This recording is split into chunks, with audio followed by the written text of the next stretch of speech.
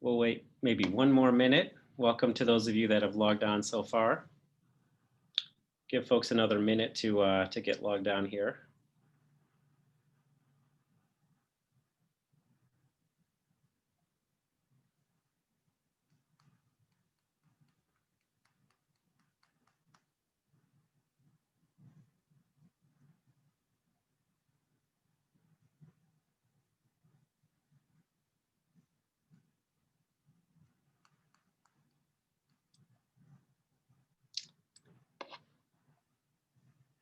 All right, well, we will go ahead and get started. Welcome, my name is Brian Ulrich, and I work as the Director of Interprofessional Education here at Grand Valley State University.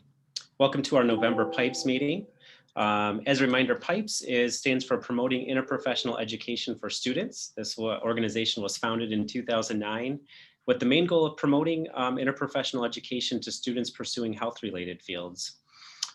Tonight, we're very excited. Tonight's talk is titled Trusted Teams Are the Future of U.S. Healthcare, and will be presented by Dr. John Sheagren. Dr. Sheagren is a professor of internal medicine at Michigan State University. He's practiced medicine for many years and is a specialist in infectious disease. A fun fact is that Dr. Sheagren recruited Dr. Anthony Fauci when he was at the NIH. Dr. Sheagren is, of course, a huge supporter of interprofessional education and was a recent winner of our MyPerk Community Award for IPE. So with that, I will turn it over to Dr. Sheagren. Thank you, Brian. Thank you, Brian. It's been a number of years now that I've done one of these PIPES talks, always to an enthusiastic group of students that are usually out in front of me, so I'll wave to all of you students out there. I have always been a proponent of knowing that communication between all the members of the healthcare team and the patients and families. In fact, last year's topic was patients and families are members of the healthcare team, and made the points, many of which I will remake today, since it's crucial to the delivery of good medical care and to the future of how our health system evolves, because it is evolving as we sit here. So I will go slide by slide. I wish I could see you all waving, or the perplexed looks on people's faces as I would have done at least those in the front row in the old days when there were actually, was an audience out there. But I think you can probably, and I have enough time in this talk to take any questions as we go along. But I'm going to start with a famous quote: "The team, the team, the team, it's all about the team." And I would then pan the group out there and see if anybody can tell me who made that statement. Anybody want to ring in and identify who made that statement? Well, I will move ahead just because it's hard to do it. But here's Bo Schembechler. Now, I did work at the University of Michigan for 15 plus years. I then ran my own program in Chicago for another 15 years. And believe it or not, I've been here in Grand Rapids at Michigan State for about 15 years now. So I will have to say go blue to recognize Bo, but then since blue took a little tumble last Saturday, I'll say go green, and then because the Lakers are always a great sporting set of sporting teams, go Lakers as well. So just to make everybody feel happy. But he made this speech,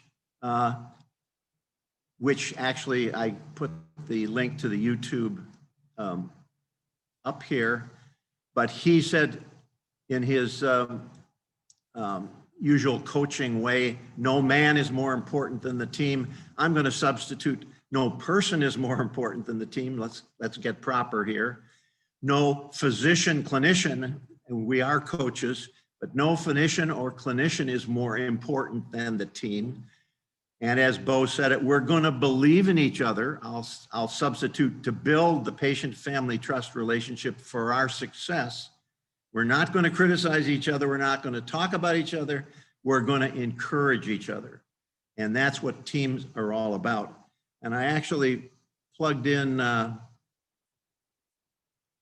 some other rah-rah type quotes just to get everybody inspired. Coming together is a beginning, staying together is progress, and working together is success. So go Henry Ford. But I'll even jump down to teamwork builds by building trust. I'll have to, this thing jumped ahead here, but I'm used to now going back and forth here. The only way to do that is to overcome our need for invulnerability. Teamwork makes the magic happen. We have to remember that our team members do things in different ways and work with them to help them maximize their success.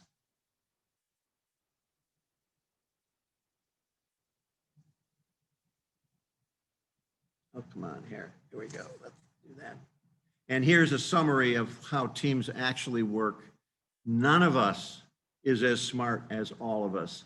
So by building a team with lots of different disciplines, all of whom have a little bit more to add than any of the individuals, we get the job done faster, better, and way more efficiently. Let's go back to healthcare. You hear a lot these days about volume care versus value care.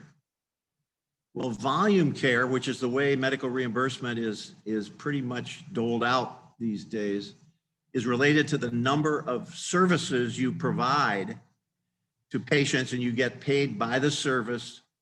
The services are adjusted by level of care and by amount of time involved and so forth and so on. But it's a business. The more care you provide, the more money you earn. Value reimbursement in medicine is going to change. I'm going to move this up. Value reimbursement is going to change so that patient care decisions are based on data and evidence supporting best practice, and with patient and family understanding the care plan and be willing to participate.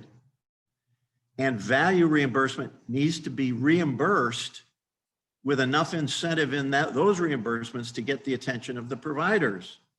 Right now, volume reimbursement goes to the providers who provide the most and who were first at the table when volume reimbursement was doled out. So surgical specialties, for example, are way, way more highly reimbursed than face-to-face primary care specialties.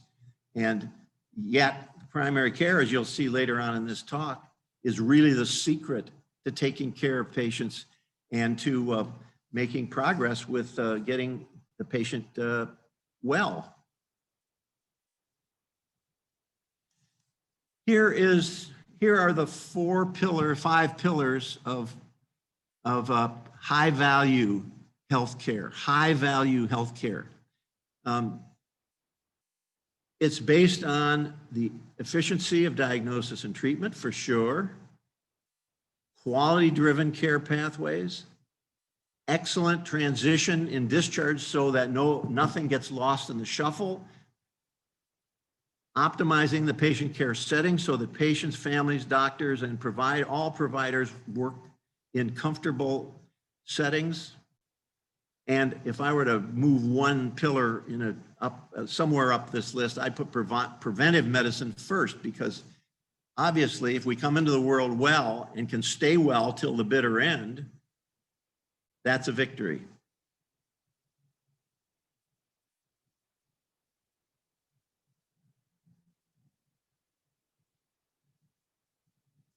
Okay, let's go this way. So why do we need a better healthcare system? The American College of Physicians, which is the group of doctors, internists. Internists are doctors for adults, just as pediatricians are doctors for children and so forth and so on. They laid out the issues involved in what's wrong with our present healthcare system. I'm going to move this down again. Why do we need a better healthcare system? Well, almost at the top is it costs too much, leaves many behind, creates incentives misaligned with patients' interests, undervalues primary care and public health care, and that's going to be a major theme as this brief talk goes ahead. Spends a whole lot on administration, which is insurance and pharmacy costs at the expense of patient care, fails to invest and support public health, and fosters barriers to and therefore discriminates against vulnerable individuals. This is why one of the most important reasons why less fortunate economically individuals are not as well as others. So what to do? Well, the ACP developed a whole book, in fact, covering each of these facts, but I'll just touch on the highlights. If the health system improves, everyone should have coverage and access to the care they need. Payment and delivery systems will put the interests of patients first by supporting physicians and their care teams in delivering high-value, patient-centered care, which is a shift from volume reimbursement care. Spending redirected from unnecessary administrative costs. Now, if you're in the insurance company industry, you're going to say, well, we're as high value as anybody else. I'll let you all make your own decisions. Primary care is supported, and this is going to be, as the talk progresses, the main take-home messages. Greater investment of resources, payment levels between complex cognitive care and procedural care, which, as I said, are the care that gets the highest reimbursement today, and support the value of internal medical specialists and pediatricians and family medicine and psychiatry. There's a whole group of subsets of primary care providers that also need to have their reimbursement increased. Better patient outcomes, lower costs, and reducing inequities is going to be part of this. Patient and physicians are freed of inefficient administrative and billing tasks. Value-based programs incentivize collaboration among clinical care team-based members, and health information technologies enhance the patient-physician relationship. Now that patients, next week, I guess, patients are going to have full access to all their records in the hospital, outpatient, everywhere by law. So think about that when you're in a hospital setting, that every note you write is going to be seen either during the hospitalization or at discharge by the patients and families, everything you write down. Well, what's the history of where trust needs? It's assumed in medicine that we must build trust in order to do a good job. Sir William Osler, who is really the original internist of all time, commented, the good doctor treats the disease, and certainly we need to know and understand disease, diagnose it, and treat it. But the great doctor treats the patient with the disease. The great doctor treats the patient with the disease, because while we tend to say a disease is X, Y, and Z, a patient in one setting versus another setting with money, who doesn't have as much money, are very different in terms of how they will respond to treatment and be able to obtain treatment. If one takes the time to ask people about their lives, asking them if they have a place to live, if they have a social network, the sorts of things show you're interested in them and you're not just treating their disease, you improve adherence to medication and control of disease. I hate the word compliance, so I always encourage medical students and residents to use adherence, which implies there's lots of reasons why people can't follow through with medical programs. Compliance implies that they don't want to follow through, which is almost never the case. So moving from a sickness model of healthcare to one of well-being, this was in an article written by a practicing clinician, an internist, 4 years ago now. Time flies when you're having fun. Intuitively, as a doctor, it resonates with me when I build a relationship with my patients. It's not just over their disease, it's about them and how together we're going to either prevent future diseases or treat the presently diagnosed diseases. Remember, they're away from us most of the time. They're free living beings, and then also be aware that our care plan can be translated mostly into virtual medical homes. We need to be with them on their smartphones or on their wrists or on their smart speakers, gathering that data, interacting with them. And in fact, he even encourages that we should be returning to making house calls, whether it's the physician or a member of his or her team, that becomes critical. When people actually show up at a door and say, "How are you doing?" Wow, that's very, very impressive. I can't remember the last time anyone in my neighborhood has had a doctor come to their door. In 2001, the Institute of Medicine kind of outlined the diagnostic process, and it was really to remind people of what's involved. And so this is pretty straightforward. Patient has a health problem. They're well, and then all of a sudden they're unwell. They have dis-ease. Patient engages with the healthcare system. Whoops, we're advancing. I want to go back. Dis-ease, patient engages with the healthcare system. Information integration is interpreted and history is taken. Physical exam is done. Referral and collaboration if necessary. Diagnostic tests. And then a diagnosis is made, a working diagnosis. Because however firm a diagnosis is made, be ready, because when unexpected things pop up, you have to go back and relook at the diagnosis or be ready that it was not, in fact, the truly accurate diagnosis. Then you need to communicate the diagnosis. Here's with explanation. I've highlighted that particular arrow. Explanation of the health problem that's communicated to the patient. Then the treatment is explained, the planned path of care based on the diagnosis. Patient and systems then either get well or don't, and the feedback loop goes around and around until the patient hopefully is comfortable and free of what their primary issue was. In the old way, the doctor made the diagnosis, decided on treatment, implemented treatment, made follow-up plans, many of which never got done. This is the old-fashioned way. Wow, I'm the doc. I know best. I'm telling you what to do. Here's prescription. Fill it. I'll see you in 3 weeks. And the patient gets to the pharmacist and the copay on this is $150. Enough said.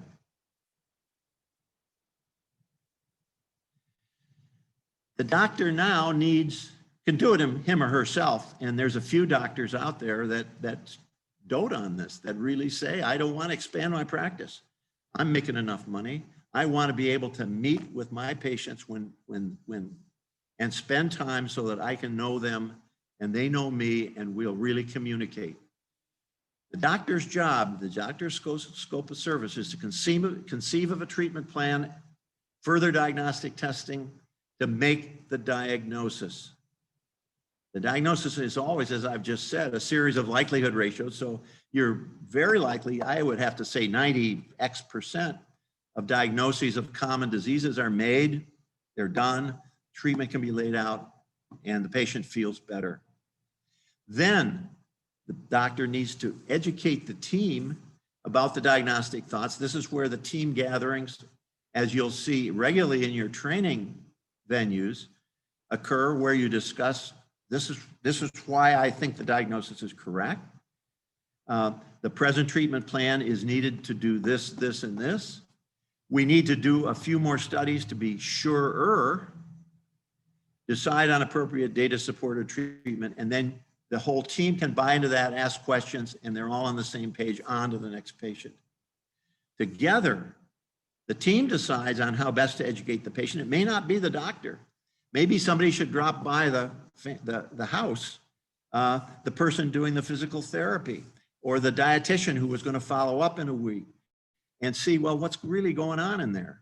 A little worried about the economic status of this family, or about their ability to communicate. Are there problems within the family? We need to know that.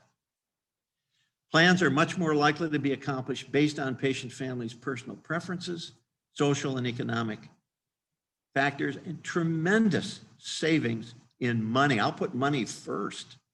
It's time, energy, suffering, but all of that adds up into money. And money will be required to do what was just outlined on this slide. What's primary care? The 4 C's. Barbara Starfield laid them out real simply.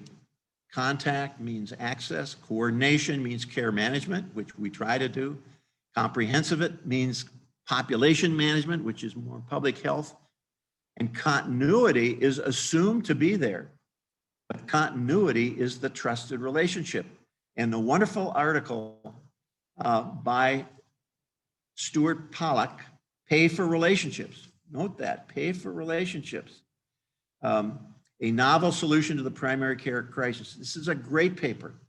I put my email down. If you want to write it down, I will send it to you.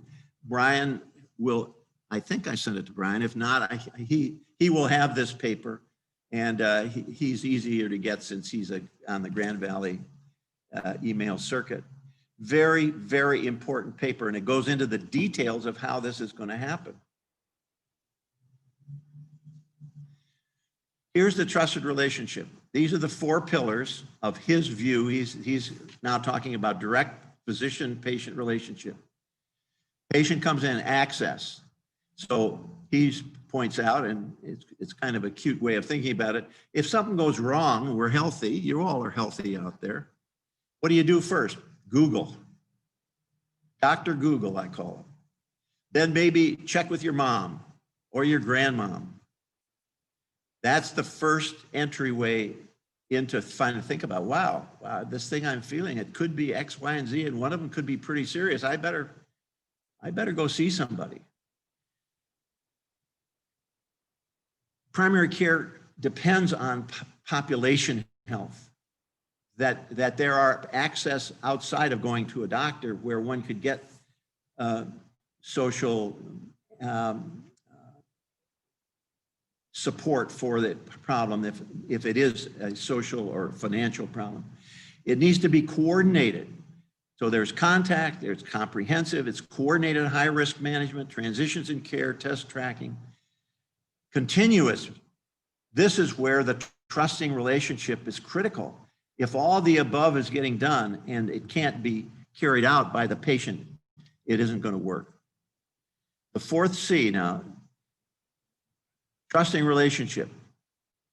Trust develops after years of thoroughly evaluating the problems, understanding a patient's individual experience, compassion, empathy, reliability, dependability, continuity of care, giving time to the consultation. You're going to hear me talk about time, and it's going to appear at the end as part of the solution to this, providing appropriate and effective treatment, and being honest and respectful to the patient.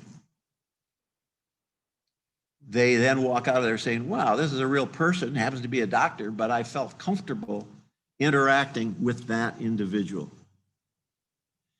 The future of medicine will depend on the following.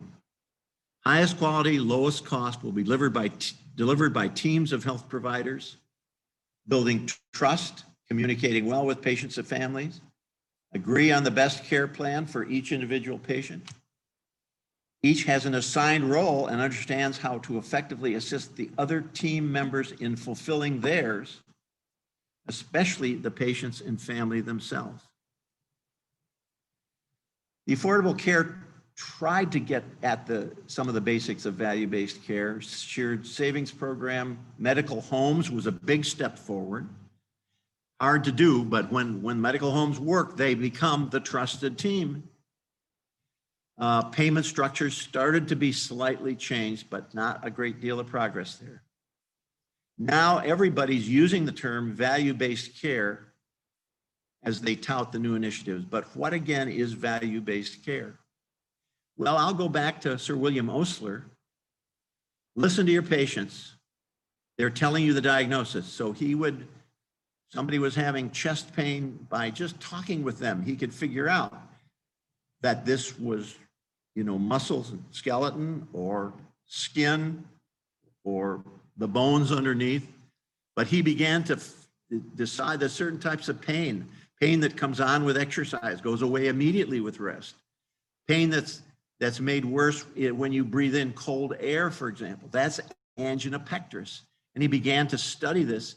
And it turns out that patients who have that kind of pain in their chest are about 80 to 90% likely to have ischemic coronary heart disease, angina pectoris. Medicine is a calling, said Sir William, in which the heart will be exercised equally with your head. So get to know your patients, build that relationship.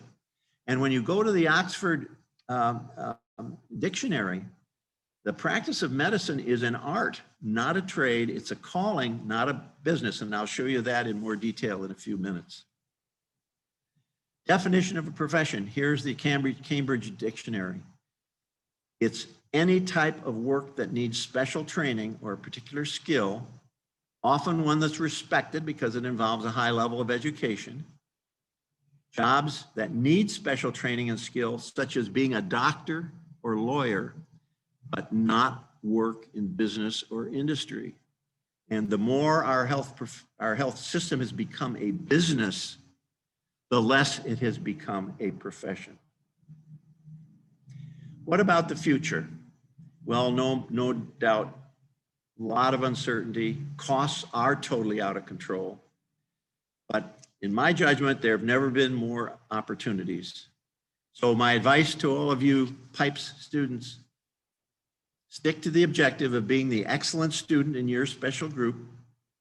And while you're learning your discipline, learn also how to teach that discipline to those in other disciplines. That's why working and studying with other discipline team members is crucial. If well done, especially doing what I just described with patients, it will build the trust in them that you need to guarantee the success in the care you provide, and the trust you have in your colleagues as you feel out and learn by close contact and communication who's dedicated, truly dedicated to doing what they're supposed to do and to truly take care of others.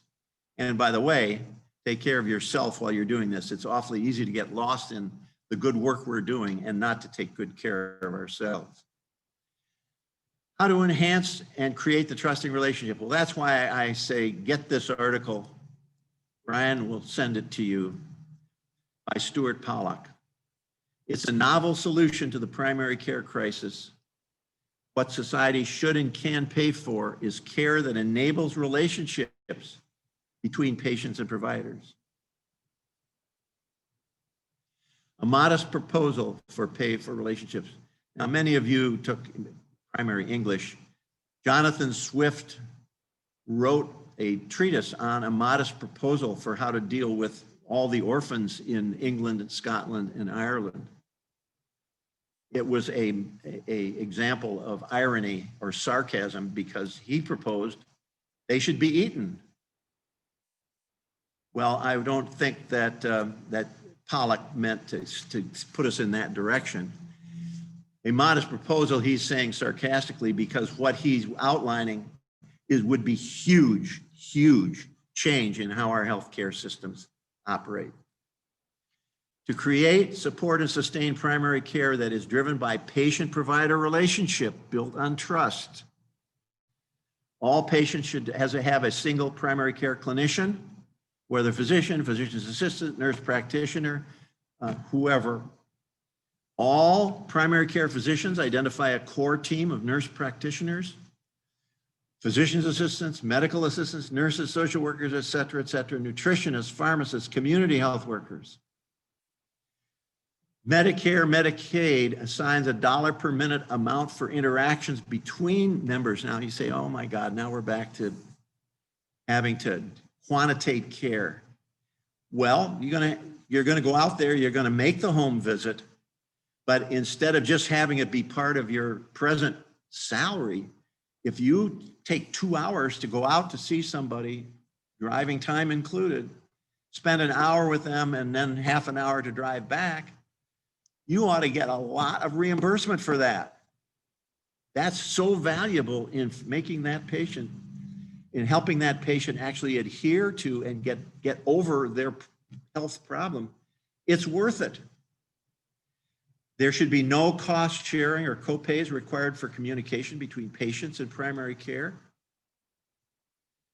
The current stick system of higher copays for emergency room and specialists discourages people from seeing the carrot system of copay-free primary care will mitigate the tendency of patients to not do what they're told to do. No copays for primary care and what they recommend. I would even go to say for pharmaceuticals, there should be no copay. If it's indicated based on what the underlying diagnosis is, that it's validated and that the data are there to support the use of this drug, it ought to be paid for. Interaction with the patient's core team should be reimbursed more than interactions with a covering team. Pollock envisions that there will be a core team, the patient's team, all of whom know that patient intimately. But they can't do everything all time, day and night. So there will be team-to-team interactions and covering. But more reimbursement goes when the core team is able to see that patient. Care outside the usual 8 to 5 workday week should be paid at a higher rate. Home visits should be paid at a higher rate. Hospitalists are here to stay, yet many patients feel abandoned by their primary care physician. And PCPs, primary care people, PAs, nurses, nurse practitioners, all the people who have a cohort of patients that are theirs, when the patient goes into the hospital, they should be able to go in and see that patient and be paid for their time to do it.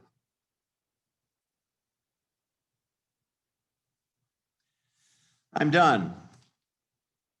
Half an hour. So questions and comments. It's hard Zooming it. But Brian, if you would take over and orchestrate questions and comments, that would be great.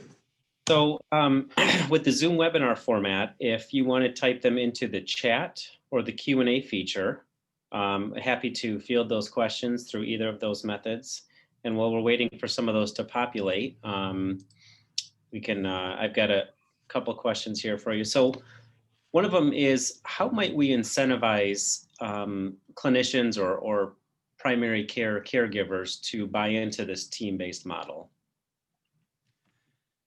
Well, now you've raised the sticky question, and the devil's in the details of what I've just outlined. And the devil is signified by dollar signs. And within the health system, I'll talk just about physicians. Physicians have a conflict of interest between the various cadres of physicians. And as it was mentioned in the ACP report, specialists get paid way more per unit time spent, and they should be. However, when they spend that unit time, it ought to be on a patient who absolutely, based on randomized control trials, needs that care. And that will dramatically, if we just followed that simple statement, you would dramatically reduce the referral to and the procedures done by specialists. So one of the big problems here is going to be to get who's going to give up money to get money. Now, about of the 30 to 25 to 30% more money that our US healthcare system spends now, overall of the gross national product, we're up to almost 20% of the GNP. About, maybe a third to half of that is the insurance and extra pharmaceutical costs. Now you can say, well, but if a drug is good and it's shown to be good, well, a pharmaceutical company should get a lot of money for that. Well, they should, but the people who can't afford it need to be reimbursed for that. If the data shows that a patient with a certain type of cancer needs a drug that costs, I can name you a syndrome where 10 injections completely reverse the fatal disease. It's $50,000 a dose. Yeah. 50000 a dose. We had a patient like that in Spectrum 2 or 3 years ago. Spectrum started that course of therapy. $50,000 a dose, needed 10 projected doses. The man began to respond almost immediately, but couldn't be transferred to an outside facility because they would have had to pick up that $50,000 a dose amount. Now, so of the 20% of our gross national product, which is now so big I can't even give you a number on it, drugs and insurance take up a big percentage, but unnecessarily administered high-tech specialty physician and program costs, radiation costs, and so forth are another part of that. If they're done based on what control trials showed works, good, fine, and that ought to be reimbursed. But if it's not done with data to support it, it shouldn't be done. Yeah. So because those procedures are incentivized, sometimes specialty care creates this, I don't know it creates something unique in the healthcare system where people may be getting services that aren't necessary. Correct. And of course, you know, the specialist is trained, and because they're specialists and they're certified in their specialty, they can do whatever they're supposed to do well. But if they're doing it on a for marginal indications, they're going to get reimbursed. That's where the disconnect is. The more, I don't know, this is a terrible analogy, but it's like a carpenter with a hammer. You got to find a nail to pound on. And in some of our specialties, the hammer is their specialty service, and they're looking for the nail to apply that service to. Mm-hmm. Any other questions from the audience? I'll be happy to relay those to Dr. Sheagren. While we wait, anything else, Dr. Sheagren, that you wanted to kind of relay on this topic, or well, I'm going to address now the non-physician, because the nice part of this, of my PIPES involvement over the last years, has been to not talk to future physicians. Now, the medical students understand what I've just said. They're students. They don't realize the conflicts of interest that they're going to get into as they go off in their different directions. But when they go off into radiology, they're going to be dramatically, even though they may not totally appreciate it, be inclined to recommend radiographic or radiation treatments to people with marginal indications. There ought to be as clear a line of marginality. And then in between, you can say, well, if it's the only other thing we can do, well, let patients and families get involved in that. If they understand that to an oncologist, okay, we can go on to another course of chemotherapy, but we've kind of run out of all the other things to do. Well, what's involved in another course of chemotherapy? Let the patients and families understand it's going to involve side effects. Let them, and they say, no, well, we want to go ahead. Or if they have a realistic discussion and say, well, you know, I'm feeling poorly, but I can still do what I like to do. I like to get up and play bridge with my friends, or I like to go fishing, or I like to do this. If I couldn't do that, forget it. Keep me comfortable, I'm done. Those are the kind of decisions that we need to be making more and more at the end of life, for example. And in terms of the non-physician track students in the PIPES programs, you're going to be sitting with a physician giving information to your groups of colleagues as you're part of the team. And you're going to have to keep asking yourself, well, is this what we're going to do for or to this patient actually based on data? And while you're a little reluctant to just kind of raise your hand up and say, well, what study shows that what we're going to do for Ms. X, which looks like it's going to be very uncomfortable for her. What's the study that shows that what you're suggesting actually works? Or how can we better deal with the discomfort and so forth? You're in a tough position, but bear in mind, this is what's happening all around us every day, even in this wonderful health community that we're in right now. Excellent. Still not seeing any questions coming in with the format, but Anything else that you might want to share as we kind of conclude our thoughts and discussion on this topic? Not really. I appreciate being involved in the interprofessional education programs. I'm actually writing a book on how physicians, it's actually for medical students, but it outlines the physicians' step-by-step approach to better making diagnoses. And in it, a few of the issues that I've alluded to will be laid out. So I'm spending more time doing that now than a whole lot of other things, but thanks for the invitation to come talk to you all. Yeah. Well, we'd like to again extend a sincere thank you to Dr. Sheagren for his continued commitment to PIPES and to interprofessional education, and for the excellent and informative talk related to the importance of teams in delivering high quality care. Before we sign off, I just wanted to highlight our last PIPES event of the fall semester is going to be a case study analysis competition, which you can find the sign up for on the PIPES page. Sign up is through this Friday, and essentially we're going to be assigning you teams to evaluate analyze a case and provide a 10-minute video, and we will judge that. And so it's a case that you'll analyze for elements of interprofessionalism and core competencies and look for ways to improve it. So we'd love to have you sign up for that one.